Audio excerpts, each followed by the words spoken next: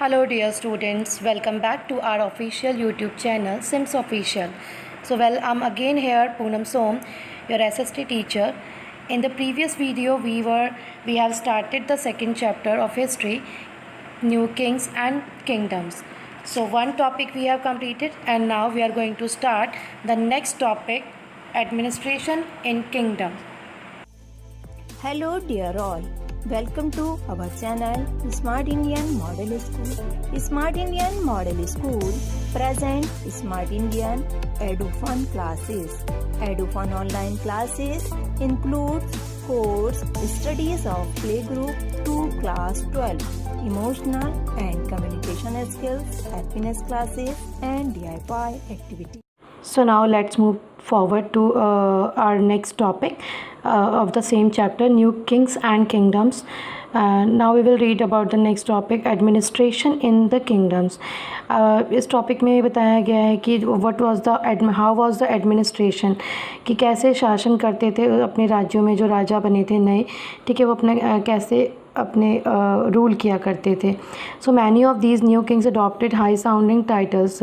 इनमें से जो नए राजा बने थे उन्होंने कई बार अपने बहुत बड़ी साउंड मतलब जो सुनने में काफ़ी मतलब हाई फाई लगता है, लाइक हाई फाई टाइटल्स लगते हैं, जैसे महाराजा धीराज. ठीक है, महाराजा धीराज का मतलब होता है great king, over lord of king मतलब राजाओं का राजा. त्रिभुवन चक्रवर्ती यानी कि a lord of the three world यानी कि तीन संसार को या तीन भुवनों को जीतने वाला त्रिभुवन चक्रवर्ती. तो ऐसे कुछ ग्रेट या हाई साउंडिंग टाइटल्स उन राजाओं ने अपने लिए यूज़ किए थे.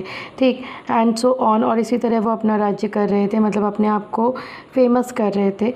In spite of such claims, इस तरह के टाइटल्स के बावजूद they often shared power with the Samantas as well as with associations of peasants and traders and brahmanas. ठीक है, मतलब अपने इतने बड़े टाइटल के होने के बावजूद भी वो अपनी पावर को शेयर किया करते थे विद द सामंतास, अभी हमने पहले पढ़ा था.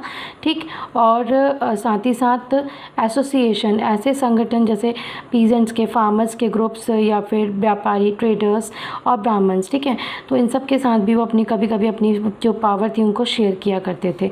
Like that in each of these states resources were obtained from the producer. जैसे यहाँ पर कोई भी जो रिसोर्सेज थे, चाहे वो फूड के थे या मनी के थे, वो सब स्टेट में किससे ऑब्टेन किए जाते थे? प्रोड्यूसर्स से.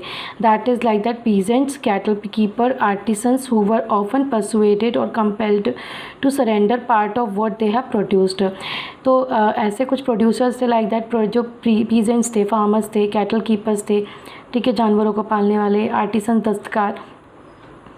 तो उन्हें कई बार मनाना होता, मतलब उन्हें मानना पड़ता था और उन्हें मजबूर किया जाता था अपने पार्ट को, अपने प्रोड्यूस पार्ट को छोड़ने के लिए या अपने आप को सरेंडर करने के लिए. Sometimes these were claimed as rent. कई बार अगर वो नहीं मानते थे तो उन्हें एक रेंट लगा कर दे दिया जाता था, due to a lord who asserted that he own the land.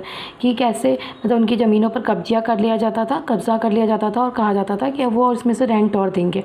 ठीक, तो इस तरह से उन्हें टॉर्चर किया जाता था. एंड रेवेन्यू मीन्स होता है लगान. ठीक है, was also collected from the traders. और जो ट्रेडर्स यानी कि जो व्यापारी थे उनसे भी लगान वसूला जाता था.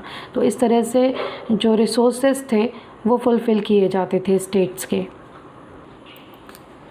These resources were used to finance the king's establishment as well as the construction of the temples or forts. ठीक है, और जो resources होते थे या मनी होती थी, जो लगान के रूप में मनी वसूल की जाती थी, तो उनको फाइनेंशियली कहाँ पर यूज़ किया जाता था? किंग के फाइनेंशियली, मतलब किंग के एस्टेब्लिशमेंट के लिए, मतलब किंग की सभी सुख सुविधाओं का ध्यान रखने के लिए.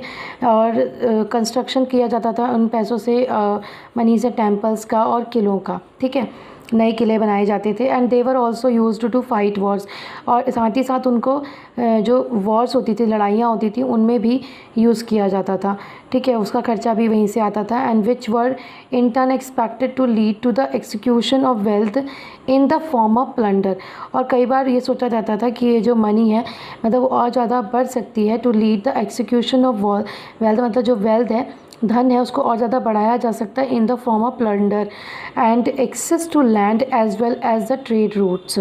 ठीक है, कि ऐसी जगहों पर जहाँ पर ज़्यादा से ज़्यादा उन्हें धन प्राप्त हो सके, चाहे मतलब वहाँ पर उनके जो ट्रेड रूट्स थे, जैसे व्यापारियों के रास्ते थे, या जहाँ पर ज़्यादा से ज़्यादा लैंड होती थी, तो ऐसी जगहों पर वहाँ कब्ज़े किए जाते थे ताकि मनी ज़्यादा से ज़्यादा अर्न की जा सके। और भले ही वो लूट ली जाए, प्लंडर मीन्स होता है लूटना, ठीक है, लूट के या ज़बरदस्ती रिसोर्सेज को फुलफ़िल किया जा सके, ठीक। So the functionaries for collecting revenue were generally recruited from the influential families। और जो ये जो रेवेन्यू यानी कि लगान को कलेक्ट करने वाले जो जनरली जो रिक्रूटेड होते थे, जो मतलब मेंबर्स होते थे, वो मोस्टली वहाँ से होते थे, ऐसी फैमिली से जो काफ़ी इन्फ्लुएंशियल होती थी, यानी कि जो काफ़ी प्रभावी या पावरफुल होती थी। And positions were often hereditary means उनकी जो मतलब उनकी जो हेरिडिटी में ही चला आ रहा है कि वो पहले भी काफ़ी रिच थे और उनकी पोजीशंस जो थी वो अभी तक मेंटेन थी, कि वो बहुत ज़्यादा मीन्स अभी तक पॉपुलर थे या बहुत ज़्यादा प्रभावी थे या पावरफुल थे। So this was the true about the army as well. और ये वाकई में एक सच्चाई थी आर्मी के लिए। And in many cases close relatives of the king held these positions. और ज़्यादातर केसेस में जो ये आर्मी हुआ करती थी, जो लगान वसूल करती थी या कब्ज़े किया करती थी या लूट किया करती थी, वो ज़्यादातर रिलेटिव होते थे किंग की फैमिली के, ठीक है, या किंग से। और हेल्ड दिस पोजीशन, वही इस पोजीशन को मीन्स हेल्ड करते थे या ग्रहण करते थे। Now again a new topic, that is the prashastis and land grants. प्रशस्ति आपको याद होगा तो हमने पिछले चैप्टर में भी पढ़े थे। प्रशस्ति का मतलब है कि किसी की प्रशंसा में या किसी को प्रेज़ करने के लिए लिखी गई कविताएं या लेख, ठीक है। सो एंड लैंड ग्रांट्स, और कैसे लोगों को मतलब लैंड ग्रांट यानी कि जो ज़मीनें थी वो कैसे उपहार में दी जाती थी या सौंप दी जाती थी, ठीक। तो prashastis contain details that may not be literally true but they tell us how rulers wanted to depict themselves. प्रशस्ति में क्या होता है कि ज़रूरी नहीं है कि जो उसमें लिखा गया है वो सच में मतलब वो वाकई में ऐसा हो, या सच मतलब जो लिखा गया है वाकई में वो सच हो, ठीक। But they tell us how the rulers wanted to depict themselves. मगर प्रशस्ति के द्वारा हमें ये जानने को मिलता है कि आगे जो रूलर्स थे, जो किंग्स थे, वो अपने आप को हम कैसा प्रस्तुत करना चाहते थे। As well as valiant victorious warriors for example, ठीक है, वो अपने आप को प्रस्तुत करना चाहते थे कि वो शूरवीर हैं, योद्धा हैं, ठीक है, और विक्टोरियस यानी कि विजयी योद्धा हैं। एंड फॉर एग्ज़ाम्पल, अगर हम एग्ज़ाम्पल में बात करें, so these were the compose by the learned Brahmanas, ठीक है। तो एग्जाम्पल के लिए हमने ये देखा कि यहाँ पर वो अपने आप को शूरवीर या फिर विजय योद्धा के रूप में एक्सप्रेस करना चाहते थे थ्रू द प्रशस्तीज। और जो दीज वर्ड कंपोज, जो प्रशस्तीज होती थी, ये कंपोज की जाती थी बाय द ब्राह्मणास, ठीक है, ब्राह्मण से लिखते थे। And who occasionally helped in the administration. ज़्यादातर वो जो ये वो ब्राह्मण्स होते थे जो किंगडम में या राज्य में राजाओं को उनके एडमिनिस्ट्रेशन में यानी उनके शासन में हेल्प करते थे, ठीक, या ज़्यादा से ज़्यादा उनके कांटेक्ट में रहते थे। Kings often rewarded brahmanas by grants of land. आपने पिछली बार में पढ़ा था अभी चैप्टर में बलबन के बारे में, ठीक है। बलबन के बारे में लिखा गया था कि he was a great king, उसने इतने से इतने एरिया तक अपना राज्य फैला दिया था, लाइक दैट। तो वो एक तरह से प्रशंसा थी उसकी, ठीक। तो kings often rewarded brahmanas by grants of land. कई बार जो राजा थे वो ब्राह्मण्स को खुश करने के लिए, मतलब वो उनसे खुश होकर अपनी प्रशंसा यानी कि प्रशस्ति से खुश होकर उन्हें कई बार ज़मीनों को सौंप दिया करते थे या उन्हें एज अ गिफ्ट दिया करते थे लैंड, ठीक है।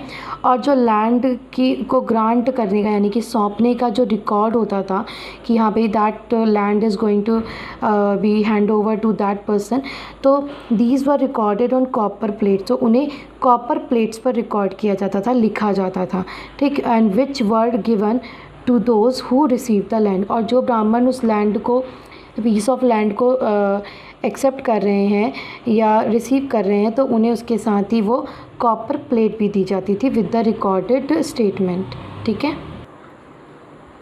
Unusual for the 12th century was a long Sanskrit poem containing the history of his kings who ruled over Kashmir. ऐसे ही मतलब अनयूजुअल यानी कि जो साधारण नहीं है, मीन्स नॉट कॉमन।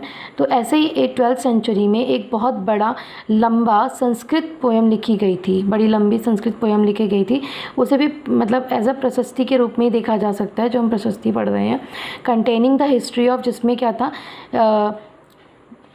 उसमें हिस्ट्री ऑफ किंग्स हु, ऐसे राजा जो कश्मीर पर रूल कर रहे थे, उनके इतिहास के बारे में बताया गया है।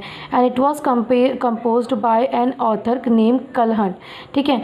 और इसे कंपोज करने वाले थे एक ऑथर जिनका नाम था कलहन, ठीक। ही used a variety of sources, उन्होंने बहुत सारे स्रोत लिए थे, सोर्सेज का यूज़ किया था, जिसमें इंक्लूडिंग द इंस्क्रिप्शंस, हमने जो पढ़े थे शिलालेख, इंस्क्रिप्शन, डॉक्यूमेंट्स, कुछ डॉक्यूमेंट्स, आई विटनेस, लोगों के मतलब जो प्रत्यक्षदर्शी थे जिन्होंने इन चीज़ों को देखा था, accounts and the earlier histories, जो भी पुराने इतिहास से रिलेटेड जो भी स्टोरीज़ थी या जो भी रिलेटेड उनको जो भी मटेरियल मिला होगा, ठीक, टू राइट हिज अकाउंट, उन्होंने ये सब कुछ अपनी उस लॉन्ग संस्कृत पोएम में लिखा है। अनलाइक द राइटर्स और प्रशस्तीस, जैसा कि हमने पढ़ा कि जो प्रशस्ति लिखी जाती थी वो मोस्टली किंग की प्रेजल में होती थी, मतलब उनको प्रेज़ करने के लिए होती थी, उनकी प्रशंसा के लिए होती थी, मतलब उनके अपोजिट उसमें कुछ नहीं लिखा जाता था, उनके अगेंस्ट कुछ नहीं लिखा जाता था। But he was often critical about rulers, मगर कभी कभी हमने इसमें कि जो उन्होंने ये संस्कृत की पोएम लिखी है तो उसमें उन्होंने क्रिटिकली, मतलब उन्होंने आलोचना की है उन रूलर्स की एंड देयर पॉलिसीज़, और उनकी नीतियों की, कि कैसे वो मतलब जैसे वो रूल करते थे या उनके जो नेचर थे उनके बारे में यहाँ पर उन्होंने प्रेज़ नहीं किया है, बल्कि उन्होंने उनको क्रिटिसाइज़ किया है, उन्हें उनकी आलोचना की है, मतलब पूरी तरह से उनके फेवर में ये पोएम नहीं लिखी है, ठीक है। So that's all for today. I hope you have understood it better. Thank you.